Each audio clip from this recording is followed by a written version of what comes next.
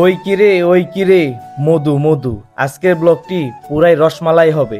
সম্পূর্ণ ব্লগটি দেখে যাবে। আসসালামু আলাইকুম সবাইকে, কি অবস্থা সবার, কেমন আছেন সবাই? আলহামদুলিল্লাহ আমি ভালো আছি। প্রতি বছরের মতো এই বছরও নিয়ে আসলাম আমাদের বল্লভদী পূর্বপাড়া বাইতুল আজিজ যুব সংগঠনের ঈদ সামগ্রীর সুন্দর একটি ব্লগ। আজকের এই ব্লগটি না টেনে সম্পূর্ণ দেখে যাবেন। তো প্রথমে আমরা রওনা হলাম কোম্পানিগঞ্জ বাজারের উদ্দেশ্যে। আজকের এই ব্লগে থাকবে আমরা কোম্পানিগঞ্জ বাজারে গিয়ে কি কি কিনলাম এবং একটি পরিবারে আমরা যেই ঈদ সামগ্রী দিব সেই ঈদ সামগ্রীর একটি প্যাকেজে কি কি থাকবে আজকের এই ভিডিওতে সম্পূর্ণ বিষয়গুলো তুলে ধরার চেষ্টা করব। কোম্পানিগঞ্জ বাজারে এসেই আমরা একটা মুদি দোকানে ঢুকে পড়লাম। আর হ্যাঁ, আমরা কিন্তু দু একটা দোকান যাচাই করার পরে এই দোকানে ঢুকছি এবং এই দোকান থেকে আমরা কি কি নিব সেগুলো আমরা দেখতেছি এবং দাম দর ঠিক করতেছি। আর একটা কথা না বললেই নয়, যারা ফেসবুক থেকে এই ভিডিওটা দেখতেছেন অবশ্যই ভিডিওটা লাইক করে কমেন্ট করে শেয়ার করে দিবেন। আর যারা ইউটিউব থেকে দেখতেছেন অবশ্যই ভিডিওতে একটা লাইক দিয়ে চ্যানেলটি সাবস্ক্রাইব করে দিবেন। ধন্যবাদ সবাই। আমরা এই দোকান থেকে কি কি নিব এগুলো স্লিপ করা শেষ, এখন আমরা পেমেন্ট করার পালা। এখানে আমরা আমাদের পেমেন্টটা করে দিলাম। আমাদের এই সংগঠন কিন্তু কারো একা না, আমরা 10 জন মিলে এই সংগঠনটা চালাই। আমাদের এই সংগঠনে ছোট থেকে বড় সবাই কম বেশ সাহায্য করে থাকে। বিশেষ করে আপনারা সবাই দোয়া করবেন যারা এই সংগঠনে বুদ্ধি দিয়ে, শক্তি দিয়ে এবং অর্থ দিয়ে সাহায্য করতেছে, মহান আল্লাহ তাআলা যাতে তাদের এই দানগুলো কবুল করে। এখানে আমরা আমাদের মুদি দোকানের যে পেমেন্টটা ওইটা করে তারপর আমরা যাইতেছি সামনে। আমরা যে ঈদ সামগ্রীগুলো দেবো এটা কিন্তু প্যাকেটের মাধ্যমে দেওয়া হবে, তো তার জন্য কিনতে আসলাম পলিথিন এবং ব্যাগ। যতটুকু প্রয়োজন আমরা আমাদের পরিমাণ মতো ব্যাগ এবং পলিথিন দুইটাই কিনে নিলাম। দোকানদার আমাদেরকে সুন্দরভাবে মেপে পলিথিন গুলা দিয়ে দিল। আর আমরাও পলিথিনের দোকানে কেনাকাটা শেষ করে রওনা হলাম পেঁয়াজের দোকানে। এই যে আমরা এসে পড়লাম পেঁয়াজের দোকানের সামনে। এখন আমরা এখান থেকে পেঁয়াজ কিনবো। পেঁয়াজ কেনার আগে আমরা দাম দর করে নেই।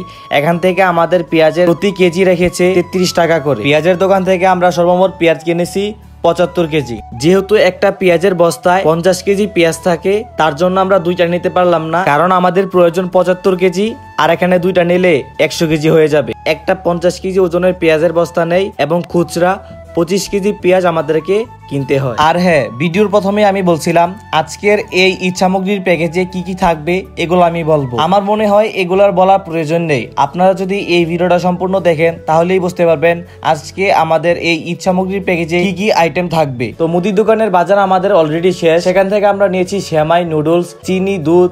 এক কথায় বলতে গেলে ঈদের দিন পুরো একটা পরিবারে খাওয়ার জন্য যা যা তৈরি করা হয় সবকিছুই দেওয়া হয়েছে। বাজার করা শেষ, এখন আমাদের একটাই কাজ, দোকান থেকে সবগুলা বাজার এনে গাড়িতে তোলা। আমাদের সংগঠনের মেম্বাররা অনেক পরিশ্রমী, তারা এক এক করে মুদি দোকান থেকে সবগুলা মালামাল এনে গাড়িতে তুলতেছে। ভিডিওতে আপনারা দেখতেই পারতেছেন। বল্লভদী পূর্বপাড়া বাইতুল আজিজ যুব সংগঠনের সকল মেম্বারদের জন্য দোয়া করবেন, তারা যাতে এভাবেই প্রত্যেক বছর গরিব অসহায় মানুষের পাশে দাঁড়াতে পারে। আর হ্যাঁ, আমরা কিন্তু কোম্পানিগঞ্জ বাজারে জোহর নামাজের পরে গেছি। জোহর নামাজের পরে কিন্তু একেবারে দুপুর, আর মাথার উপরে সূর্য, রোদ, গরম। তারপরে আবার রমজান মাস, সবাই রোজা রাখছে। রোজা রাখার পরেও এতগুলা পরিশ্রম সবাই করতেছে এই রোদের মধ্যে, তারপরেও কারো মুখে বিরক্তকর, ক্লান্তিকর একটা ছাপ নেই, কারণ তারা অসহায় গরিব মানুষের পাশে দাঁড়াতে পারতেছে। দেখতে দেখতে, কথা বলতে বলতে কোম্পানিগঞ্জ বাজার থেকে সম্পূর্ণ বাজারটা করে আমরা বাড়িতে চলে আসি এবং আমাদের মসজিদের সামনে গাড়িটা থামাই। সিএনজি থেকে মালামালগুলো নামাতে সাহায্য করতেছে আমাদের এলাকার ছোট ভাইয়েরা। আমাদের এলাকার ছোট ভাইয়েরাও অত্যন্ত পরিশ্রমী এবং সংগঠনের প্রতি তাদের অনেক বেশি টান। তারাও অনেক পরিশ্রম এবং অত্যন্ত সুন্দরভাবে সবগুলা জিনিসপত্র মসজিদের ভিতরে অত্যন্ত সুন্দরভাবে রেখে দিয়েছে।